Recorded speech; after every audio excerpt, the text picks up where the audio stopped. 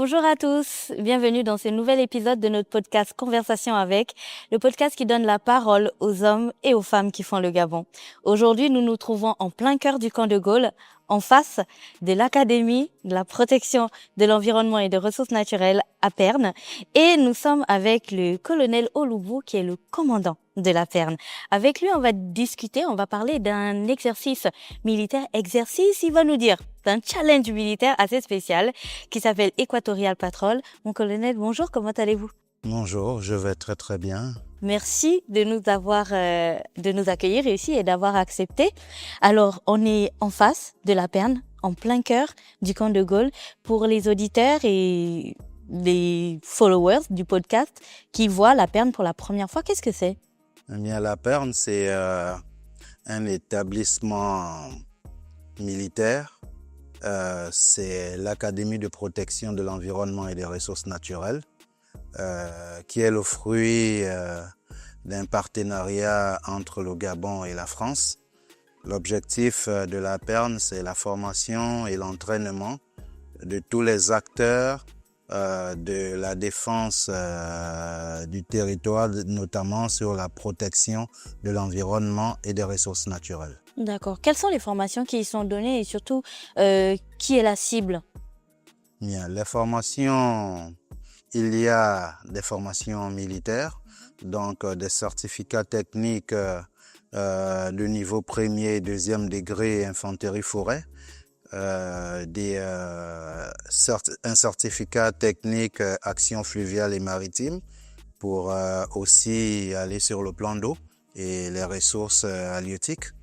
Et nous avons également un module état-major de planification des opérations de défense du territoire, de type de celles que nos armées, dans le cadre des missions intérieures, font déjà, comme Ninkébé, par exemple, que vous devez connaître.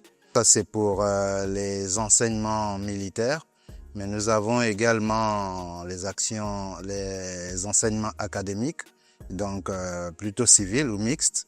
Nous avons des séminaires, nous avons des certificats d'aptitude professionnelle en écotourisme, gestion des eaux et des parcs naturels, par exemple, et un autre CAP en défense et sécurité de l'environnement et des ressources naturelles. Ça, c'est pour les certificats. Et à côté de ça, nous avons, pour finir, des masters, notamment un master défense et sécurité, environnement et gestion des crises et résolution des conflits environnementaux, et un master valorisation et transformation des ressources naturelles. Les séminaires de renforcement des capacités sont tout aussi importants, avec des thèmes spécifiques qui balayent un peu à peu près tous les domaines de la protection de l'environnement et de la gestion durable des ressources. D'accord. Comment on entre à la Perne, mon colonel? Bien, c'est la question justement des personnes cibles. C'est en gros, bon, pour les formations militaires, ça, il n'y a pas de souci. C'est pour les forces de défense et de sécurité. Et bientôt pour également certaines forces paramilitaires. Vous savez qu'en 2025, il y a eu une ordonnance qui fait rentrer La douane et les eaux et forêts dans cette catégorie-là. Donc, ils viendront très prochainement bénéficier de nos stages également. Maintenant, pour les CAP, évidemment, c'est équivalent BEPC, donc c'est des formations professionnelles. Il faut simplement avoir le niveau requis de 3e, seconde, à peu près pour entrer dans ces CAP. Et pour les masters, c'est simplement avoir une licence. Donc c'est des civils, c'est des militaires, que ce soit l'administration publique, le personnel des ONG ou les étudiants. Ils peuvent venir, c'est sur étude du dossier simplement. D'accord, ils candidatent. Merci beaucoup pour ces informations, si le dossier est mon retenu, colonel. ils peuvent venir. Donc vous également, si vous avez Ah mais c'est très intéressant, moi j'aime besoin beaucoup l'environnement. Donc, voilà. Bah, mon colonel, dans quelques jours, vous ouvrez ou vous lancez les exercices d'Equatorial Patrol. C'est la 5e édition, on en entend parler depuis plusieurs années déjà. Qu'est-ce que c'est exactement? Tout à l'heure, je disais un exercice militaire, mais c'est un challenge. Qu'est-ce que c'est? Pourquoi l'avoir créé? Equatorial Patrol, c'est effectivement un exercice militaire international qui se fait au Gabon. C'est effectivement la 5e édition.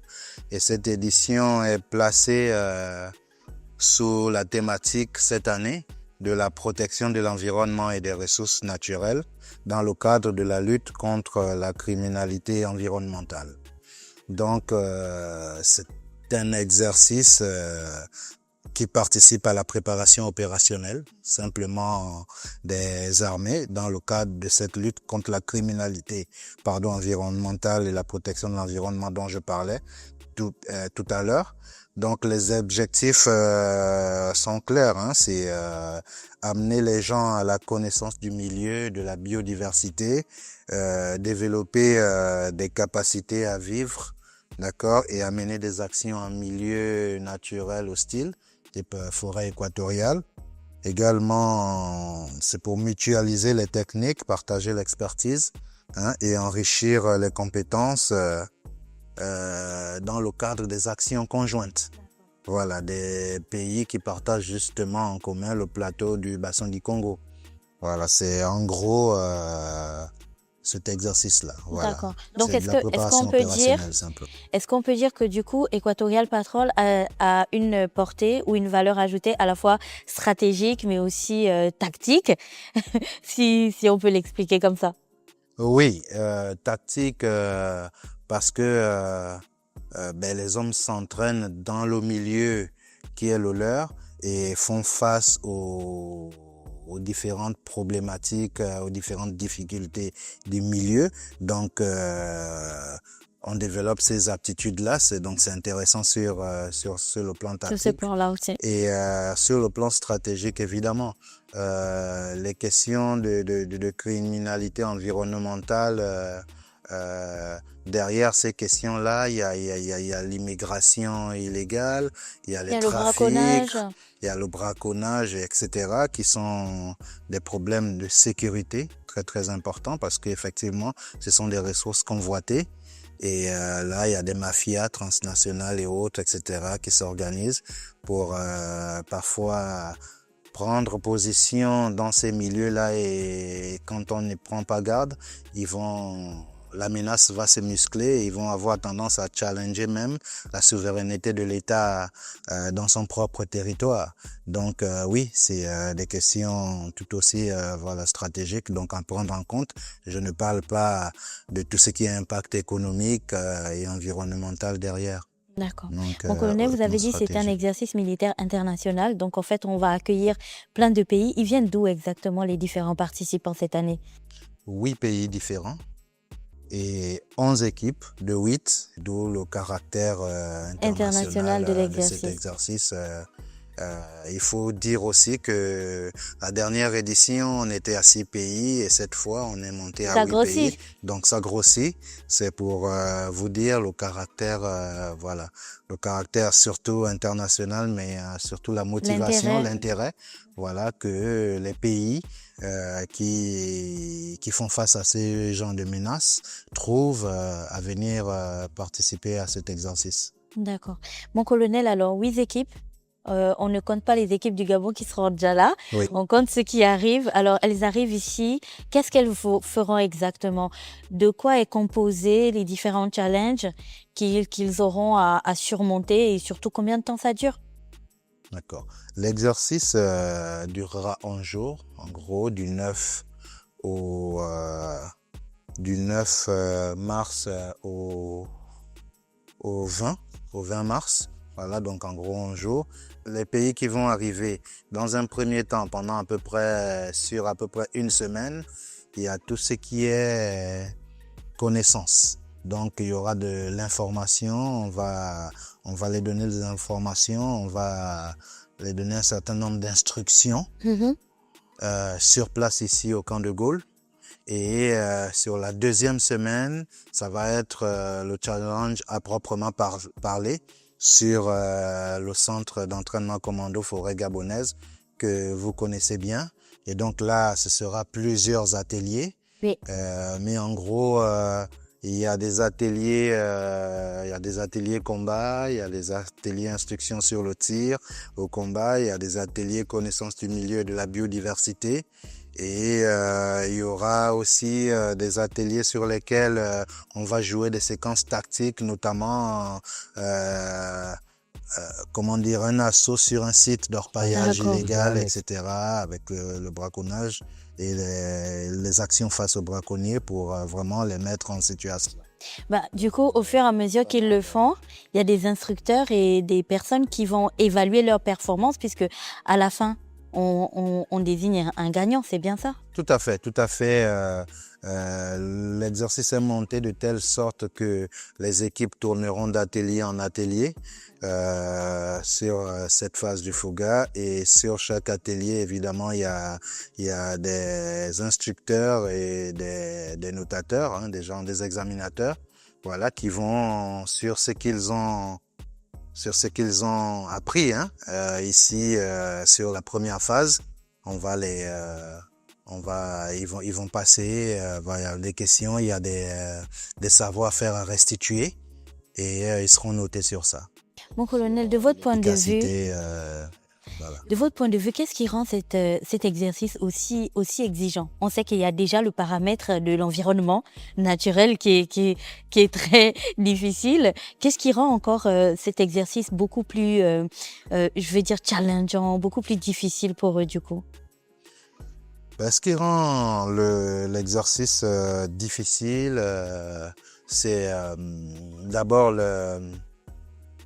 comment vous dire ça, la qualité des exercices. Donc sur les ateliers, voilà, c'est quand même, ils vont aller puiser dans leurs ressources, notamment ils vont également puiser sur des savoir-faire théoriques, des qualités de cadre, donc pouvoir donner des ordres et pouvoir réagir face aux difficultés en fait sur le terrain. Et puis il faut savoir que ça va s'enchaîner et ils seront sur place dans la forêt. Donc c'est un peu le format réel, si vous voulez, de l'exercice, et toutes les difficultés techniques qu'on a ajoutées en conditions réelles et de fatigue. Et ce qui fait que effectivement les compétiteurs, les challengers iront vraiment puiser dans leurs réserves, et ils devront faire preuve de vraiment d'esprit d'équipe et d'esprit de compétiteur. D'accord. Donc voilà. Parlant d'esprit d'équipe, les braconniers, eux, ils connaissent pas les frontières. Je veux dire, ils ne comptent pas dessus s'ils poursuivent un éléphant, par exemple. Est-ce qu'on peut considérer aujourd'hui, est-ce qu'on peut espérer qu'Equatorial Patrol soit un peu comme une passerelle vers des opérations militaires conjointes qui pourraient arriver, des opérations militaires internationales ou des missions internationales, puisque avec le Congo et le Cameroun, par exemple, on partage les mêmes frontières et donc on a un petit peu les mêmes problèmes aussi. Tout à fait. C'est comme je disais un peu à l'entame de l'échange, oui. C'est vraiment, il s'agit d'enrichir les compétences et de mettre en pratique des savoir-faire, et surtout de partager l'expertise. Parce que sur des missions conjointes, il s'agira de mutualiser donc ces techniques-là et ces connaissances-là pour œuvrer ensemble dans le cadre effectivement de missions conjointes, parce que la menace, elle nomadise, comme vous disiez, elle ne connaît pas les frontières.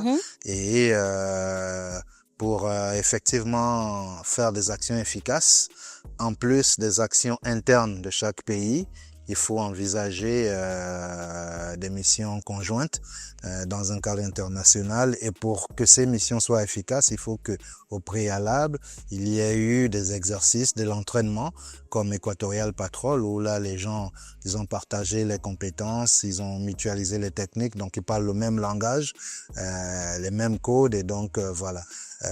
Ils peuvent dérouler d'autant plus facilement des manœuvres dans un cadre voilà, d'état-major conjoint, de mission voilà, conjointe. C'est aussi ça le but d'Equatorial Patrol. D'accord. En regardant l'avenir, comment est-ce que vous imaginez l'évolution d'Equatorial Patrol? On était à 6 équipes l'année dernière, on en est à 8 cette année et ça fait 11 jours. Comment est-ce que vous voyez la prochaine édition et les autres, peut-être la 20e? Bien. Ce que moi je vois, ce que j'entrevois, c'est un exercice qui aura un retentissement international et qui vraiment aura un écho et qui va intéresser de plus en plus de pays. Donc, je vois de plus en plus de participants, donc un engouement certain. Et je vois également la prise en compte de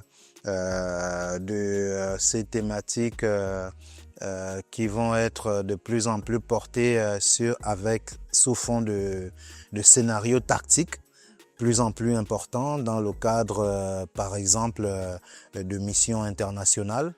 Donc c'est comme ça que je vois l'évolution un peu de cet exercice.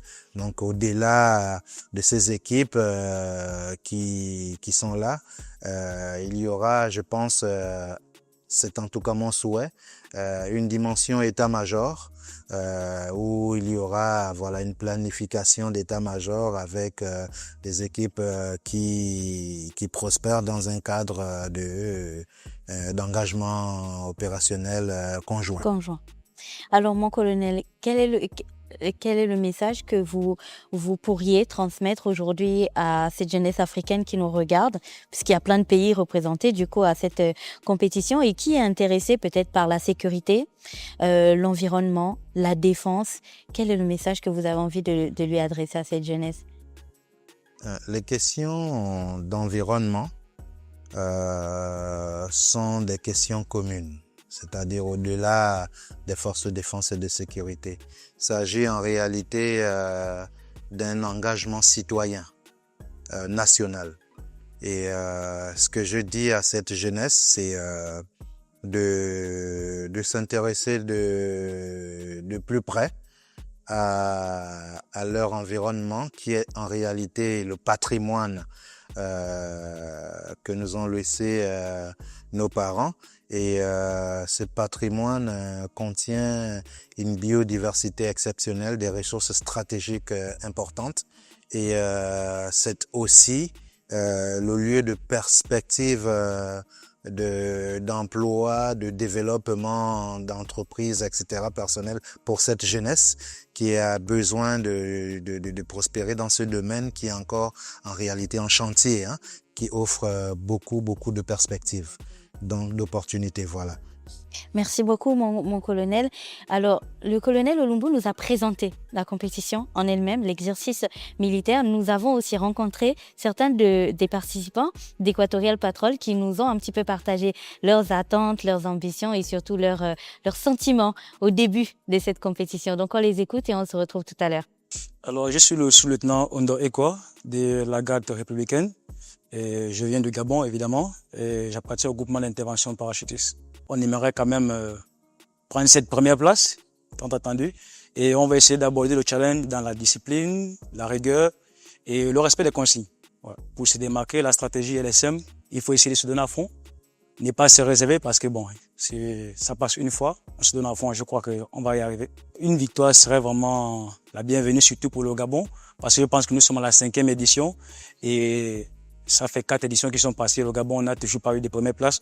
Donc je crois qu'une première place sera vraiment la bienvenue pour le Gabon. Et je crois que les autorités seront quand même contents si jamais on la porte. Je suis l'ancien de vaisseau de première classe Fonkwa Edmond, chef de l'équipe Cameroun en service au commandement des opérations militaires. Déjà, l'équipe est très prête et parée pour gagner cette compétition. Nous venons avec un seul but, gagner la compétition. Toujours la cohésion. Travailler en tant qu'équipe et ne jamais abandonner. Déjà, l'expérience que nous allons acquérir tout au long le challenge va nous aider à également former le personnel de notre pays en ce qui concerne les différentes épreuves que nous allons rencontrer ici. Je suis le lieutenant Benaja des Forces spéciales et chef de détachement de l'équipe ivoirienne pour l'Equatorial Patrol édition 2026. Déjà, nous sommes là dans le but de hisser nos couleurs au sommet de cette compétition. Donc, pour cela, nous allons travailler en synergie, un esprit d'équipe, jusqu'à ce que le challenge puisse aller sous terme. Nous allons concentrer nos efforts, travailler en équipe, se soutenir la main dans la main afin de hisser notre pays au sommet. Déjà, une victoire sera déjà une fierté pour nous-mêmes et pour notre nation et par-delà pour les plus jeunes qui auront l'occasion un jour de participer à ce challenge. Je suis le capitaine Charles Akufio Kansi du 64e régiment d'infanterie. Mon équipe représente l'armée ghanéenne pour la compétition de cette année. Notre attente, à la fois personnelle et collective, est simple. Gagner la compétition. C'est pour cela que nous sommes venus ici. Notre stratégie repose sur le travail d'équipe et la résilience, l'unité et l'effort. Voilà notre stratégie. Une victoire représenterait une forme de visibilité. Pour nous, qui sommes un pays anglophone et qui participons à cette compétition pour la première fois, l'exposition qu'elle nous a offerte pour nous rapprocher de nos pays frères, les pays francophones, est immense. Et cela constitue déjà une victoire pour nous. Alors, mon colonel, nous sommes arrivés au terme de notre interview. Je vais me permettre de vous redonner encore la parole une dernière fois, cette fois-ci, pour vous adresser à tous les compétiteurs d'Equatorial Patrol cette année. Qu'est-ce que vous avez envie de leur dire pour ces 11 jours durant lesquels ils vont devoir donner le meilleur d'eux-mêmes? Mais aux différents challengers, je leur dis bon courage pour cet exercice qui est exigeant, difficile, mais qui marque aussi un intérêt particulier pour la mission de défense du territoire qui est le cœur même de l'engagement des forces de défense et de sécurité.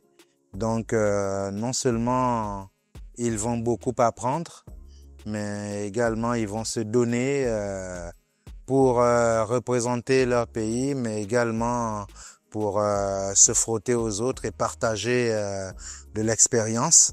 Donc je leur souhaite véritablement de prendre du plaisir malgré tout et de vraiment capitaliser cette expérience, ces acquis, ces savoir-faire, ces compétences qu'ils vont avoir ici pour mieux servir leur pays et défendre leur pays, voilà, et le territoire national. Donc bon vent à tous les challengers et bon courage, que le meilleur gagne, voilà. Merci mon colonel. C'est moi. Merci à tous. Donc merci pour cette très belle conversation très très inspirante et très précise qui nous a permis d'avoir le maximum d'informations possibles sur tout ce qui va se faire autour de cet exercice militaire intitulé Equatorial Patrol qui a sa 5e édition. Donc on l'a bien compris, il s'agit de protection de l'environnement, mais tout ceci dans un cadre militaire parce que il faut renforcer les capacités de nos militaires afin qu'ils puissent mieux nous défendre, mais aussi mieux défendre l'environnement ou mieux nous défendre dans notre environnement. Donc, nous aussi, on souhaite un très bon courage à tous les participants et on se retrouvera à la fin de la compétition pour une autre conversation pour savoir comment tout ceci s'est passé. Moi, je vous dis à la semaine prochaine pour une autre conversation. D'ici là, vous pourrez retrouver ce contenu sur YouTube, Deezer, Spotify, Apple Podcast et bien entendu sur Urban FM 104.5, la station urbaine. Merci beaucoup à l'équipe technique dirigée par Fallon, accompagnée de Sanders et d'Ivanov et à la supervision générale d'Afreshman et Safe Mosley. On se retrouve la semaine prochaine. Au revoir.